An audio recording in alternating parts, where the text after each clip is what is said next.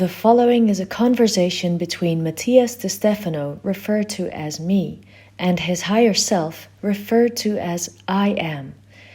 The date is March 14th, 2021, and the subject is the emotional aspect of the throat chakra in the sign of Pisces. Me. I feel tired, exhausted, without energy, and it's not emotional because I feel good. Rather, I feel that it is in my mind, my head, that feels exhausted. I am. And do you know why? Me. Last week, even though I had inside me all the concepts that we touched on, I recognized them and I knew them. The way we reviewed them, the way we went back through them, very much removed all the parameters of my existence for me. I am. You mean the dimensions. Me.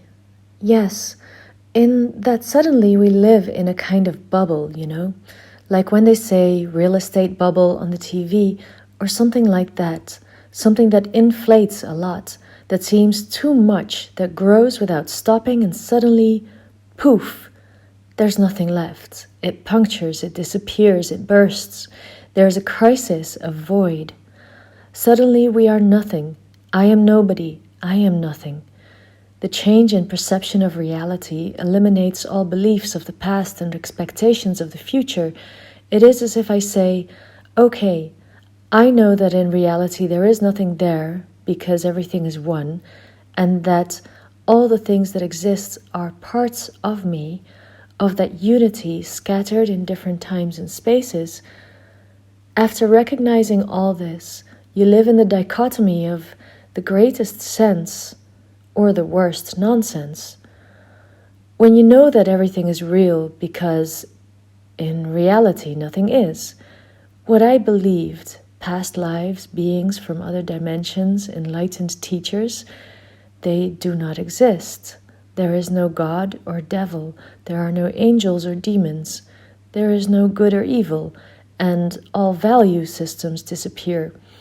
But even so, there is that notion that everything is for a reason, and at that moment you recognize that there is not a thing, that there is no purpose, and you fall back into the void. What I mean by this is that despite understanding it, these concepts feel different, as if I had the need to put in order what I feel to feel good, and not leave it at the mercy of nonsense. I don't know if you understand what I say. I am. That even knowing that you are nothing, you do not dare to let go of everything. Me. Yes, that. The everything is like that float in the ocean, which allows me to stay afloat when I get tired of swimming in the ocean of infinity.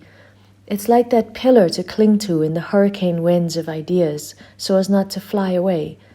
I'm afraid of letting go of the everything and drown in the eternity. I am. Have you considered that you might know how to swim in it? Fear is what prevents you from recognizing that you don't have to make an effort to float. That the more force you make to hold on, the more you will sink, or the more you will tip over. But when you let yourself go like a leaf, you float, you levitate. Me, face up, breathing deep. I can float. I am. The only way to float and not sink in the waves of an ocean is to stop fighting against them and surrender. Me, surrender to the eternity? I am. Can you go against the eternity? Do you think you can beat it? Me. Well, no. It is something impossible to beat. I am. Because the eternal has no enemies. Everyone fears eternity and yet seeks it. The eternal life, illumination, the full consciousness. Everything is eternity. Transcendence is eternity. So why do you fight the inevitable? Why do you fight what you really are by clinging to a particle? Why? friend. You cling to the float when you are the ocean. Me. Maybe it is because of what it means to surrender. I am. What does it mean? Me. Release, let go. It means being defeated, like in a battle, not having reached the end, not having done everything I could have done to achieve it. Like breaking at the middle of a path, of a project, believing that it is impossible for me to finish it. Then I surrender. I turn back, or I will not fight. Surrender sounds to me like not having enough will to finish what I started, to stay on my feet. I feel that surrender is getting on my knees, giving my power to another, and losing myself. I am. Well, I'm glad to know that you don't know what it really means. Me. What? Then what does it mean? I am. Rendimiento. Performance in English. What is it? Me. The result of a work done. How much has labor yielded, the hours and effort put in to achieve a product or result. I am. Rendimiento, meaning performance, comes from the same root as rendirse, rendición, meaning surrender. In English, you can know it as the verb render, which means to do, to produce something. To render something is to unite it, to produce it. The word rendición comes from the Latin redere, to return, or surredere, to return below. The Latin words re, meaning to return to, dare, meaning to give, and sub, meaning under, speak of a subjugated return, an implicit return. Rendimiento, performance, is the instrument that has been returned. It is what has been achieved, what returns to you for your actions and chores. In the same way, rendición, meaning surrender, speaks of the action of returning what has been delivered. Surrender, then, defines the act of an individual to return to himself without imposing force towards the outside. Me. In other words, the act of surrender would be to return to myself, to what I gave myself, without fighting the world to expand myself. Would surrendering be contracting? I am. It would be to submit, entregarse, whose twin word, etymologically speaking in Spanish, is to integrate ourselves. Deliver yourself, entregarse, whose English parallel would be to submit, to get under, is a term for integration directly from Latin. When you surrender, you integrate yourself.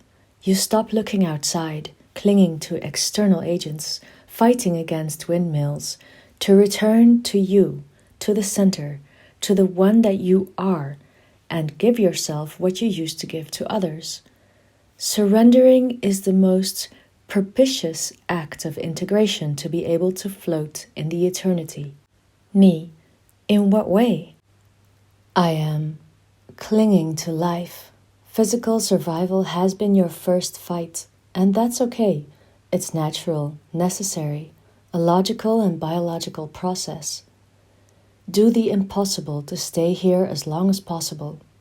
Then, once survival is assured, the search for transcendence begins, to be remembered, respected, loved, and the attachments of the soul begin, to the bonds, emotions, and feelings, and finally the search for illumination, ascension, to the infinite, which is found in the mind, the idea, the dream, the philosophy, and you cling to what you believe, to what you perceive. These three attachments become the pillars of your existence. In the human key that is the expansion, moving forward, finding the utopia, escaping from the existential void. So you cling to them as the only anchors of the personality.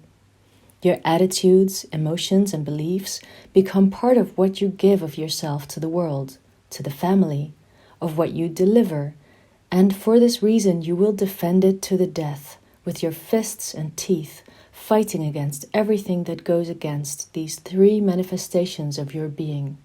In the will to transfer your attitudes to infinity, you will put a morale, and you will fight against what you think is bad, against the actions opposed to yours.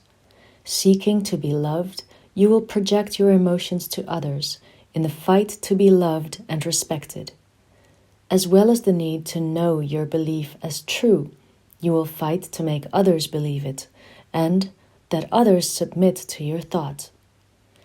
But you are only doing this to survive, fighting with the environment for your body to thrive.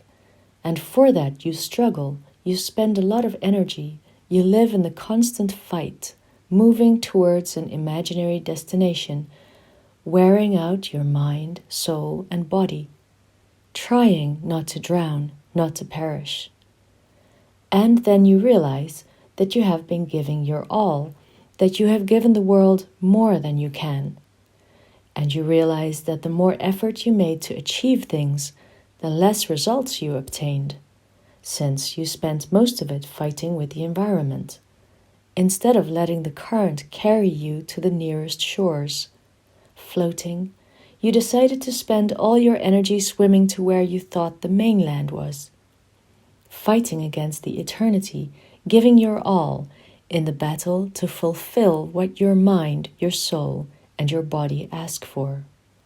Although, me, the three are my personality, a simple atom in the middle of the existence.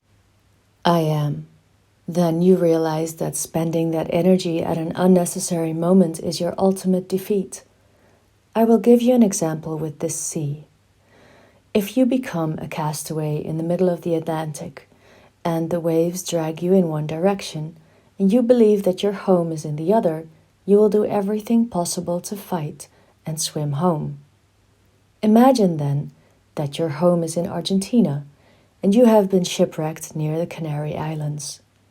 The Caribbean current will drag you north towards Iberia, and you are only 200 kilometers from Tenerife, but you insist on swimming south, knowing that your home is there.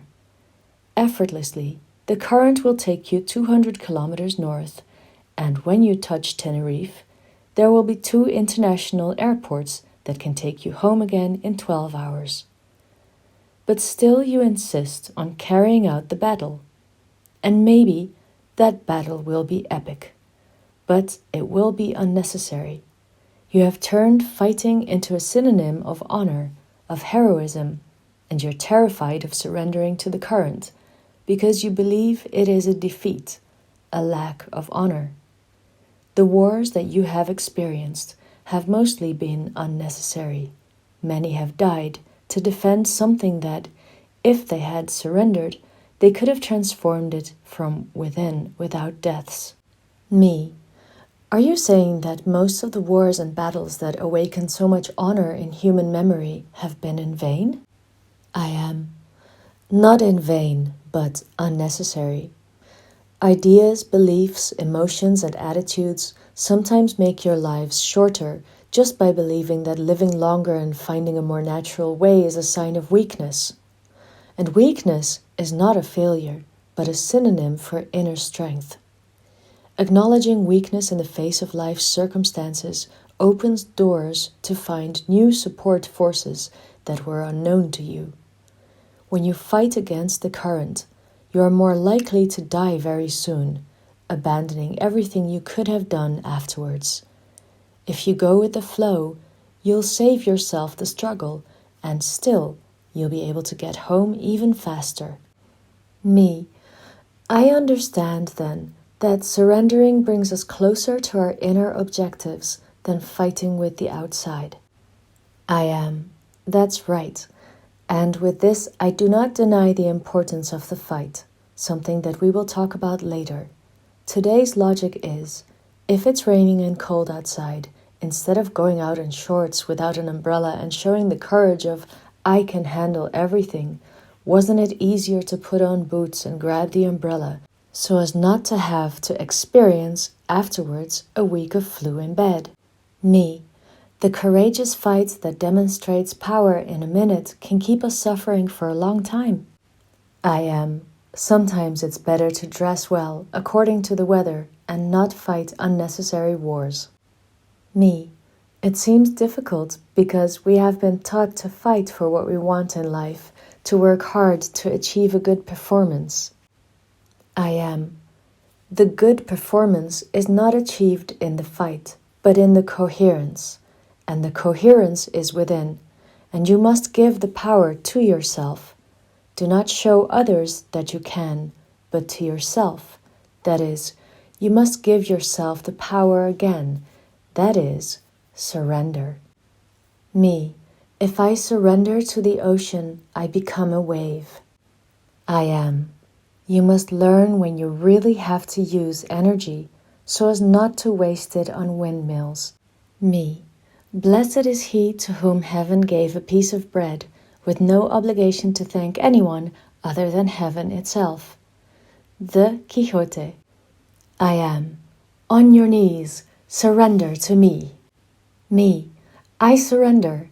I let myself fall on the ground as if they were clouds, releasing the weight and gravity of my beliefs, my feelings, and my actions. I let myself be carried away by the eternity. I am. Surrender, and as you do so, as you flow with the current of the eternal ocean, you will remember that you are part of it. You are a particle of the eternity. Me. I am eternity, and I can only discover it in the surrender of my personality, giving myself everything that I gave to the unreal, illusory world. I am. He who withdraws does not flee, said Don Quixote. The eternal dream is the constant delivery, integration of the powers. Piscean emotion does nothing more than guide human morality to give everything of oneself for others, for the world, to carry out the silent battle of service, to give everything, to give up even its soul for the well-being of one's own. But the one's own, they are one, they are home, and in the same way that you find yourself swimming between the island and the house, sometimes the opposite direction is the closest path to home. Me. I serve the entire universe more by giving myself to me than giving myself to others. I am. Only in this full surrender can you really do for the world what you expect. Me. Be the change you want to see in the world. Gandhi. I am. And to do that, you have to surrender to the whole world. Me. I surrender. I release. I let go. I am. Surrender and you will be eternal.